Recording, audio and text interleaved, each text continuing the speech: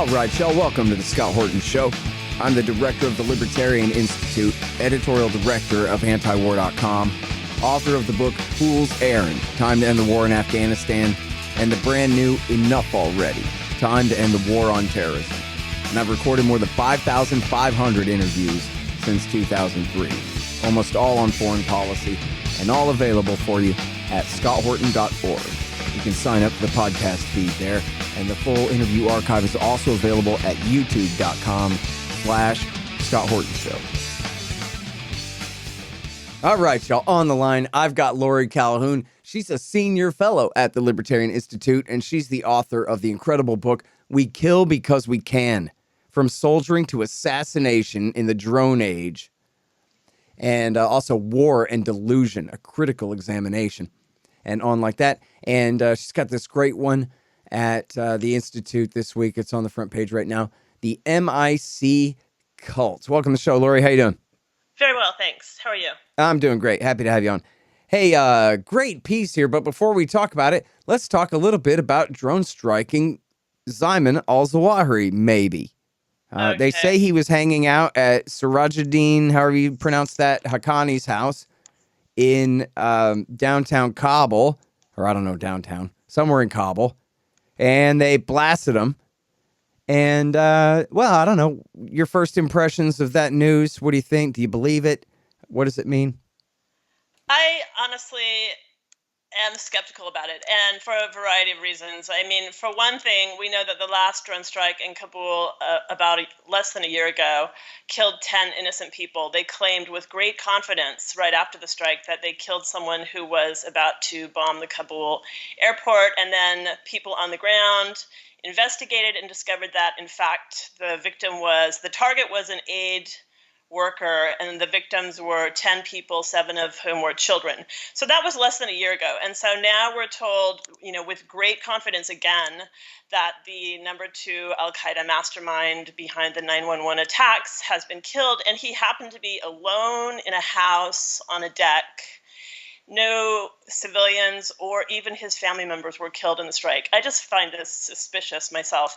And when I heard that the Taliban was claiming that, in fact, there was a drone strike and the house was empty, that just, added to my suspicions. And then apparently some workers also in the area have said the same thing, that the house was actually uninhabited. But I think in this case, we will have some investigation on the ground again, as there was last year. So I'm holding my conclusion on this one until I see more evidence. Yeah. Well, which is always wise to do. Something I have not done is see whether, I know they're a front for the Israelis, but they also just do work that I'm not willing to do. Just the site intelligence group where they, troll around all the jihadist sites all day, or, the chat rooms and whatever, trying to figure out what's going on. And they usually have, usually have somewhat reliable reporting on the latest Al-Qaeda press releases and that kind of thing when Zawahri puts out a new podcast or whatever like that. So I wonder if Al-Qaeda has confirmed, or have you heard if Al-Qaeda has said that, yes, it's true, he's dead, or denied it or anything like that? Because it doesn't seem like the kind of thing that they would deny. Yeah, I have not heard this. I mean, as you probably know, in the Pakistani press, a while back, he was claimed to be dead. He's been, I think, claimed to be dead a couple different times. So yeah, last year they said he died of asthma or something like that. Although, and people keep bringing that up, like, oh, well, this proves that they didn't kill him now. But it's like, well, I don't know. They never provided any evidence then. It was essentially just an unconfirmed rumor then that he'd already died. So I don't know. Yeah, we actually don't know. I mean, if it turns out that, we may never find out the truth, because if, in fact, he was dead and they struck an empty house, then there's no actual empirical evidence at all either way. So it's impossible to say. So I'm withholding judgment. I mean, I think they made a little bit of a big deal of it, which made me more skeptical, because I felt like they're just trying to rehabilitate, the doddering dementia victim's image, really. I mean, he comes out and suddenly all the media are saying he's a strong leader. I'm like, wait a minute. So, yeah. Yeah, well, I don't know about he was a strong leader, and I'm a big opponent of, I guess I know better than the decapitation strategy and all that. But he deserved to be arrested and prosecuted at least if they really knew where he was. And yeah, they're even saying, yeah, we don't have any DNA evidence and we don't think we're going to get any. So unless they're really claiming that they had an asset or an agent, an officer of theirs with eyes on him on the house as it was bombed, then there's no reason to believe. I mean, hell, there'd be no reason to believe that. But I'm just saying they would have no real reason to believe it unless they had sourcing that good. So I don't understand how there could be no DNA evidence if his charred corpse is there in the house. How can there be no DNA evidence? yeah, Clearly, they've been hunting this guy for 20 years, so that makes it even less plausible to me. yeah. And then, by the way, so I'm looking at the site intelligence group now, and they have Taliban denies knowledge of Zawahri in Kabul, reiterates that the airstrike violated the Doha Agreement, and that's essentially it. They don't have anything else about the drone strike here. Other than, I mean, I think that this is an important case because we supposedly. Oh, I see. Actually, there's one more thing there, Laurie. Sorry, is Taliban holds. Oh, sorry. Taliban opposition group holds the Taliban responsible for provoking the U.S. into bombing. That's not much. Sorry, I thought it was the Taliban blaming IS there, which would be different. Okay. Yeah, no, but we supposedly withdrew from Afghanistan. So this raises the whole issue of the illegality of drone strikes in general in countries with which we are not at war. So it's another example of what, of course, has been going on in other countries such as Yemen and Pakistan throughout the war on terror. And I think it raises the question again of the U.S. government's assumption of impunity in killing anyone anywhere on the basis of whatever information they happen to think is sufficient, which is always circumstantial. This is a special case because, of course, we have reason to believe that he did have something to do with the 911 attacks, but it doesn't matter because if he was the person who was killed was a suspect, we don't actually know if it was him or not. So the people who are being denied their rights are like these innocent people who are killed left and right every time they try to go after one of these guys. Mm-hmm. Well, and it sure does raise the question of where this drone took off from, right? It didn't fly from the ocean over the mountains and all the way up to Kabul, right? It must have been launched from Kazakhstan or Pakistan. Imran Khan, the cricket star turned prime minister who refused to allow American drone bases there, quite publicly, is now gone. I know. And so I guess that would be the obvious first assumption, is that the CIA moved right in there and set up a base or reopened one. I agree, yeah. Which, by the way, Ted Snyder, who's a real hawk on these coups, I mean that in a good way, like an eagle eye on these coups, I should say, said he really didn't think the U.S. was behind this one. And my Pakistani cab driver in D.C. told me the same thing the other day, that he goes, I was like, do you think the U.S. was behind Khan being overthrown? I know he was a thorn in their side, And he just goes, no, you have to understand, there's like 16 parties in parliament. You can't hold them together. He couldn't hold them together. That was all. And he said it wasn't even the pro-American parties that really were after him. It was, just other forces that worked this time. Interesting. Even though it's always suspicious when somebody who gets in America's way, falls out of power like that. But right. What a coincidence. Yeah, exactly right. These things do happen, though, All right, so listen, I really like your piece that you wrote for the Institute here, like all of them. This one is called the MIC cult, and you really go in, pretty good depth in your analogy here about how cults work. So can you just start with that? What's the difference between a cult and a bunch of people who listen to this podcast anyway? Okay, that's a good question. I wrote another article that relates to this. It's called An Anatomy of Fanaticism. I wrote it back in 2003, and I was talking especially about the Bush clan and how they pushed for war on the basis of all these contradictory claims, So, and what I wanted to do then was compare the attacks of 9/11 to the invasion of Iraq and show that actually these are just two versions of the same tyrannical approach to conflict resolution. And what I find, you're right that, belief is essentially religious. So we all have beliefs, and we don't know which of them are going to be proven false, tomorrow or whatever. But the difference between people listening to your podcast and the cult members I'm talking about are that the cult members are ready and willing to kill people for their beliefs. So they lack what I would describe as a type of epistemological humility. They actually are so convinced in the truth of their worldview that they're willing to kill other people and annihilate other people's ability to have a worldview. And that's what I consider to be fanatical. And it's shared by both the hawks, who are willing to kill countless innocent people in the pursuit of their goals, and the terrorists, who are willing to kill innocent people in retaliation to the actions of a government. Yeah. Back when I was a bumper sticker salesman, I had one that had Bush on one side and Osama bin Laden on the other, and it said, "When God is on your side, you can never be wrong." They all talk about God. I mean, I have a list of these quotes in War and Delusion. They all talk about God. Saddam Hussein said God was on his side. George H.W. Bush said God was on his side. Osama bin Laden said that God was on his side. So that's the thing. And then they are united in this belief that they can kill people because God is on their side.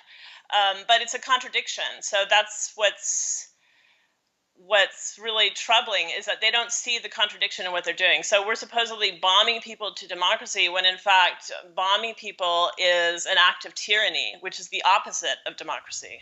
Yeah, exactly. Well, I don't know about that. It's the opposite of liberty anyway. Yeah. But I think it's also, it at least contradicts the premises, the skeptical premises of democracy. Sure. I mean, you have to be able to articulate your opinions and viewpoints, and if you just decapitate people, which is what you do when you execute them, and bombing kills people so they no longer have an opinion, then you're attacking on one level democracy as well. Mm-hmm. All right, now there's the cult members who, to different degrees include the American people at different times depending on the crisis and so forth, but you definitely have this cult in Washington D.C. and in the halls of power, and within the class that, I guess as Upton Sinclair would say, the people whose paychecks rely on them believing these things, where really no matter what happens, the military's always right, and it's always good, and its next mission is always pure, and it really does kind of come down to sort of like some Heaven's Gate type thinking, right? It does, because it doesn't matter what the military does, we give them more money. So basically, you would think, okay, so the mission in Afghanistan was somewhat of a failure. We threw all this money away. We killed all these people, destroyed the lives of millions more. And so the response is not like, how do we address this? How do we change our policy? How do we start again? The response is just, let's forget all of that and just start again with a clean slate that we won World War II. That's right. it. Yeah, exactly. So no matter what, I mean, there's no, it's interesting to imagine, what sort of scenario would lead to legislators voting to decrease the defense budget? What would the Pentagon have to do in order for them to conclude that it's time to decrease the budget? It didn't happen when the Berlin Wall fell and the USSR dissolved. It didn't happen when the war on terror was a total disaster. So what exactly would have to happen in order to motivate the politicians to decrease the defense budget? I think as Ron Paul said, when the dollar breaks. Okay. It could be if the American people somehow, after a real catastrophe, if they're all galvanized in one way and not the other. I mean, usually if something really bad happens, I don't know, with a guy like Biden in the chair, he doesn't inspire much faith. Maybe people could say enough is enough. And I'm of the belief, and maybe this is childish and stupid, but Laurie, I think that, all those studies that say that public opinion doesn't matter. What matters is interest groups and just, the science shows it and all that. I think that, the Colin Powell, Caspar Weinberger doctrine thing there that said, one of the lessons of Vietnam was if we're going to start a war and get bogged down in war, you got to have the American people united behind us. And then W. Bush said, well, we'll just settle for the right, But now they're trying to go with, they'll settle for the center-left liberals. And I guess the center-right conservatives too. But it's not much of a consensus behind their foreign policy now. And it just seems to me like, well, I think the drone wars themselves, right, are a recognition of the fact that if the American right wing doesn't want to support these wars and send their sons to go and fight in them, then you can't. You just send the robots instead. Well, that's right. I mean, this is part of the reason I suppose that the war machine continues to expand, is that it looks like there are no consequences for Americans anymore, or there won't be in the not too distant future, because it will all be automated. So they started with replacing live pilots with the drone operators, and it's just accelerating to the point where war becomes more and more fictional to the people. And so this is, I think, part of the reason why you see all these Ukraine flags being waved everywhere by progressives, by people who supposedly care about domestic issues, which, are really in crisis in many cases, from healthcare to homelessness, et cetera. And yet they're willing to sign off on these massive allocations of money, which has to be printed before being sent to Ukraine. I mean, the entire so-called progressive bloc voted for that $40 billion print money for Ukraine bill. Yeah, it's just amazing. At the Libertarian Institute, we publish books, real good ones. So far, we've got Will Grigg's No Quarter, Sheldon Richman's Coming to Palestine, and What Social Animals Owe to Each Other, and 4 of mine, Fool's Errand, Enough Already, The Great Ron Paul, and my brand new one, Hotter Than the Sun, Time to Abolish Nuclear Weapons.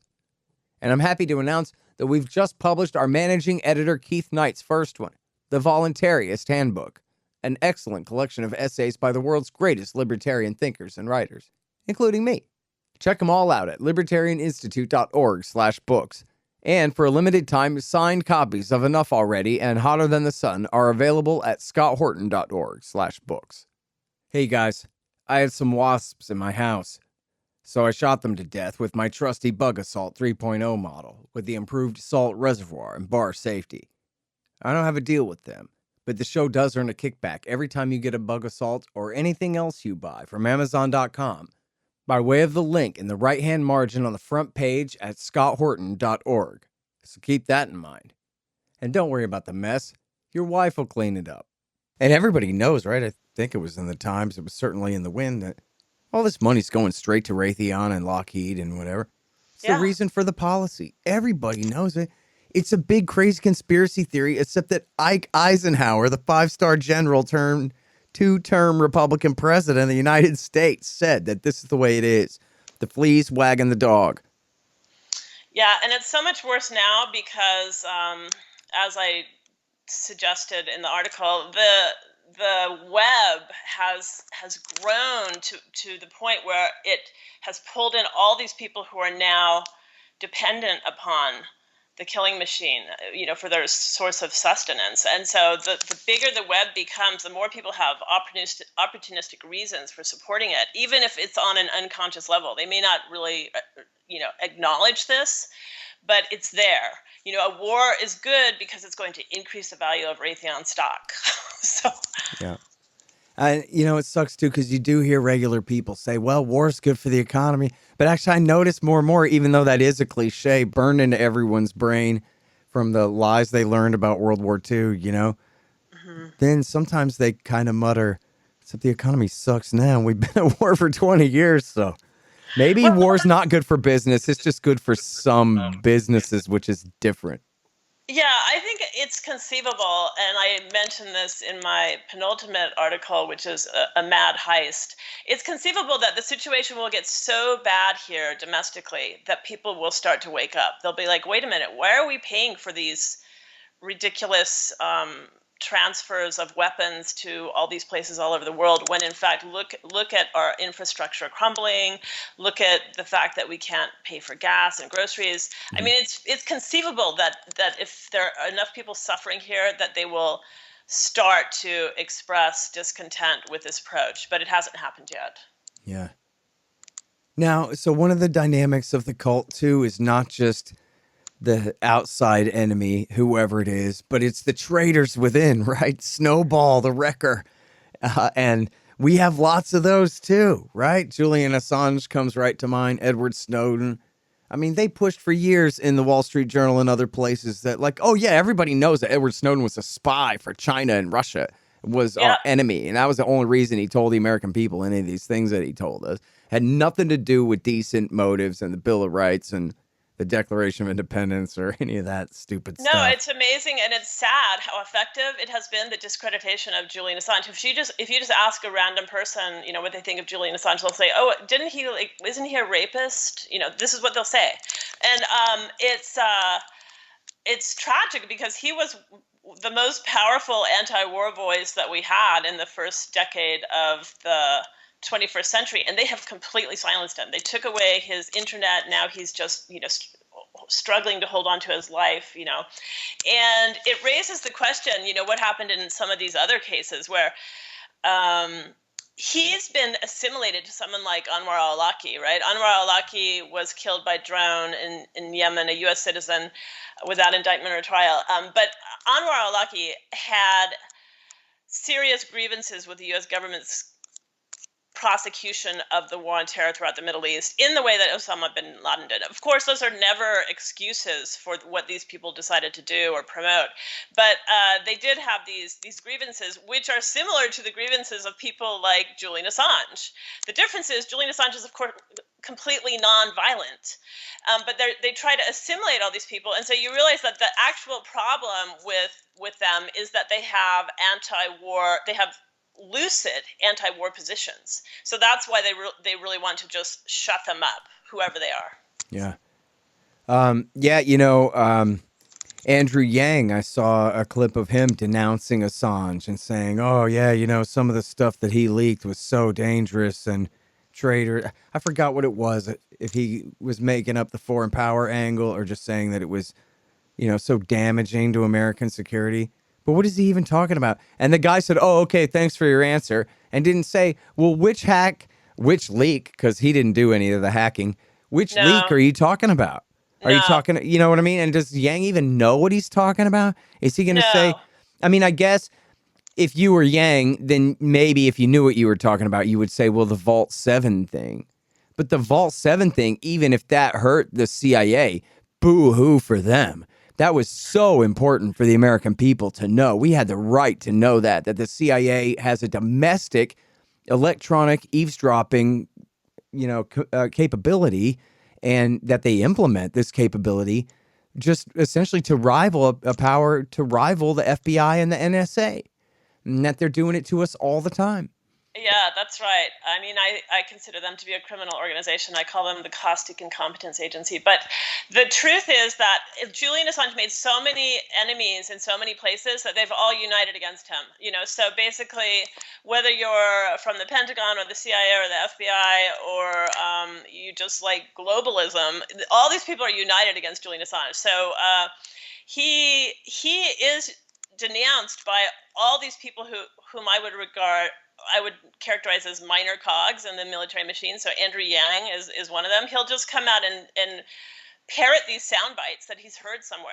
But when a lot of people do this, then the population is like, oh, I guess it's true. I guess Julian Assange really is a rapist, and he really did cause damage to the Republic. So unfortunately, the propaganda is incredibly effective.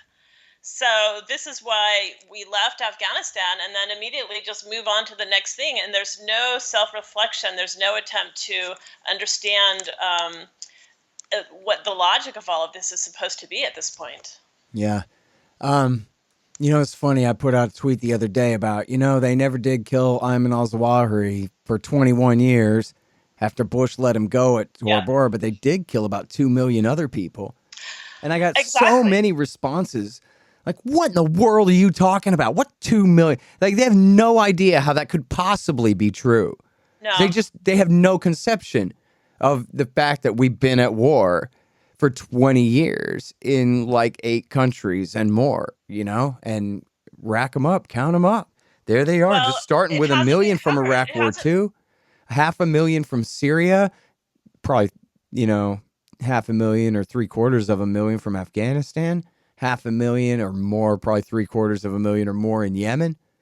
In Somalia, where the famine is not just man-made, but USA made. Sorry, and has been for decades now. 3 famines in a row now, and the locust plague too is, directly attributable to America's war in Yemen. And those excess deaths count. The Sunni Shia civil war in Iraq, both sides' deaths count on America's hands. W. Bush and Rumsfeld and Paul Wolfowitz, they're the ones who killed all of those people. There's no point in denying that. What's the point in denying that? Nuh-uh, not a U.S. Army soldier fired every bullet that killed the 2 million people who've died in our terror wars. Yeah, great point. So what? Same difference, obviously. Yeah, well, it's been fictionalized. So Americans don't understand what they paid for the last 20 years. They have no idea because it's not reported. So all we get reported are these like shiny dispatches from the Pentagon. Oh, we took out another bad guy, and this makes everyone feel good, and they go back to their shopping or whatever. I mean, that's how it's been covered, and so people really are surprised when you mention to them the magnitude of the carnage that we caused, and they're not about to assume responsibility for it. So they say, well, they didn't mean to, it was collateral damage, but in fact, you drop a bomb, you're going to kill people. That's it. Yep, absolutely. Well, and you'd think they'd have had that figured out by now, that you can't just do that at no price. That was what Ron Paul said in '08. If we think we just go around the world doing this and not have to pay the price for it, then, you're implementing these policies at our own peril. Really think you just blow people up and it doesn't matter?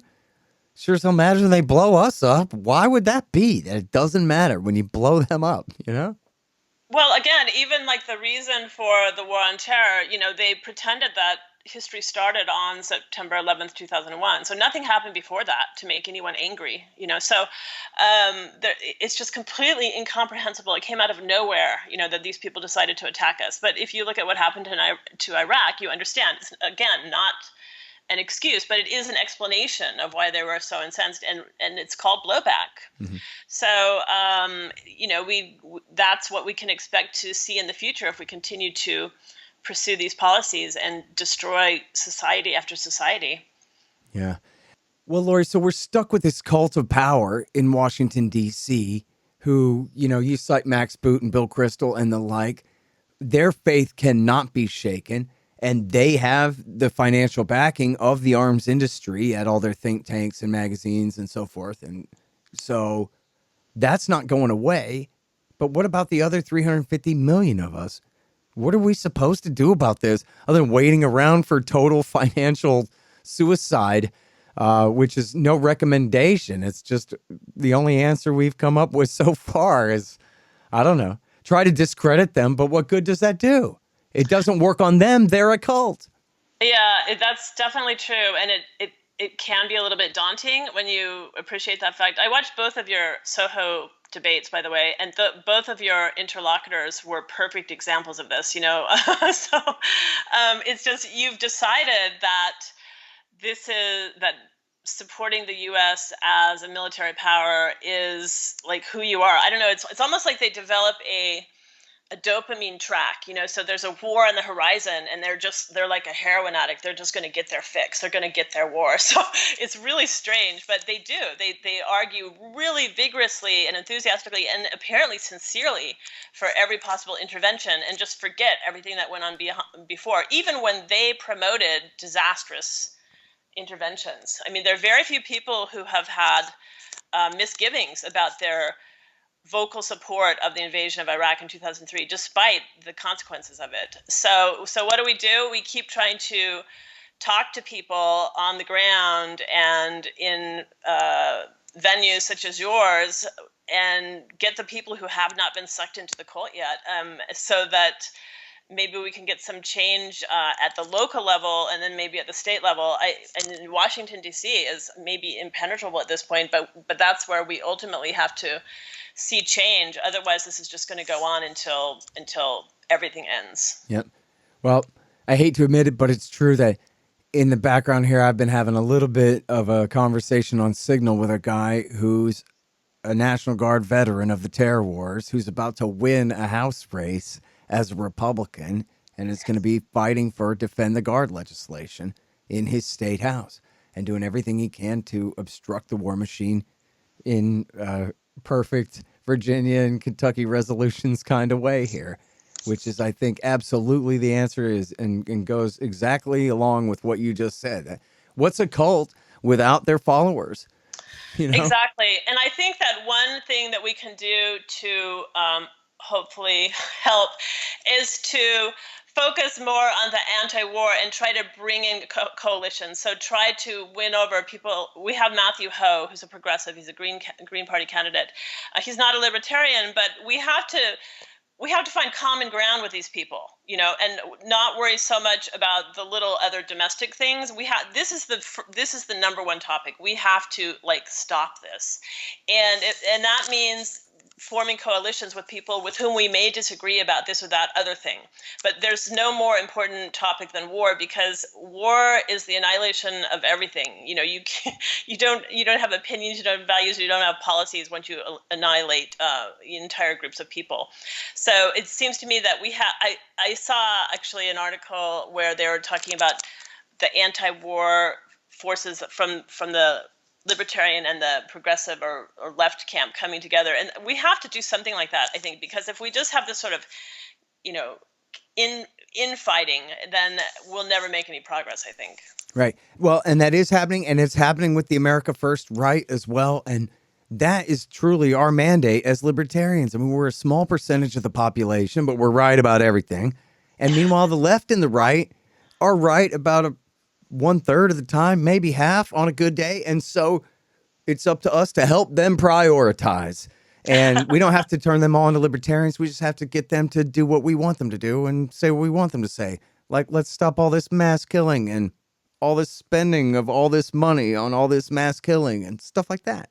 I mean, it would be helpful even if progressives in Washington would act like progressives. Like, progressives used to oppose war, and now they're just signing off on everything. So if they would actually focus on their supposed agenda, that would be helpful. But somehow they've been sucked into this cult. It's really sad. Yeah. All right. Well, listen, I sure appreciate your time on the show and your great writing at the Libertarian Institute, as always, Laurie. Thank you, Scott. All right, you guys, that's the great Laurie Calhoun. She wrote We Kill Because We Can, From Soldiering to Assassination in the Drone Age, and also War and Delusion, a critical examination. Find her, again, this great article is called The MIC Cult at libertarianinstitute.org.